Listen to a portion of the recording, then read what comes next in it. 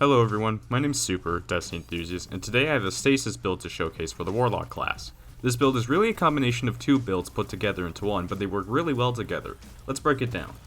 Okay, so the first thing you're going to want to have is Isoluna with Headstone in the second column and either Unrelenting or Outlaw in the first column. I suggest Unrelenting over Outlaw, and I will give my reason for that in a moment. Next, you're going to want to have Zephyr with Cold Steel and Unrelenting, or any kind of Reed's Regret.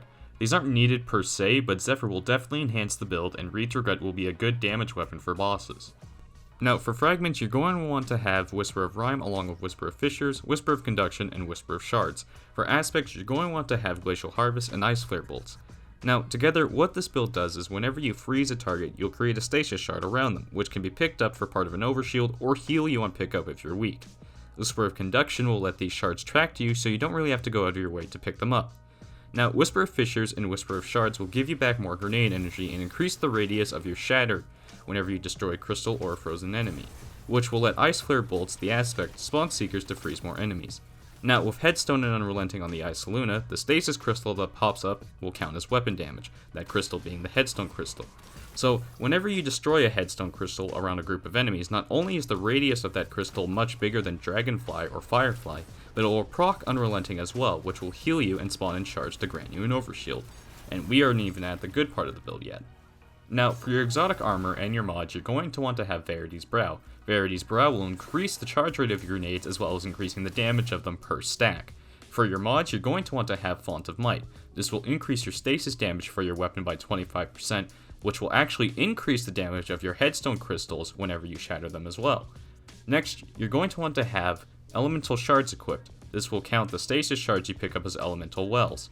Now, I run this on my gauntlets, so you can put on Grenade Kickstart or two of them, but it isn't necessary if you don't want to.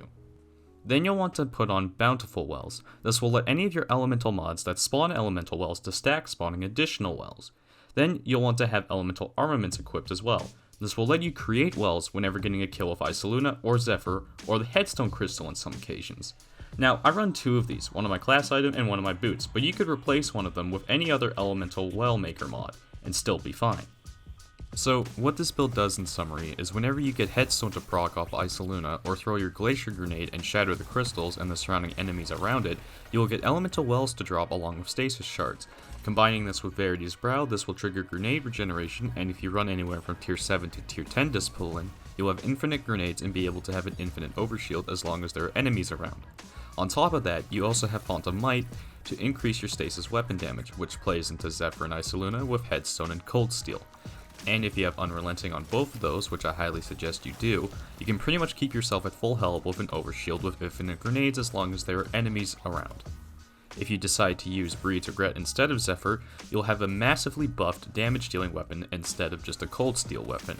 And with this build, you can pretty much have the buff up all the time. This build is great for survivability, healing, ad clearing, and boss damage. I recommend you try it out. I'll let some of the gameplay footage play out, and with that, that's been me. See you guys in the next build.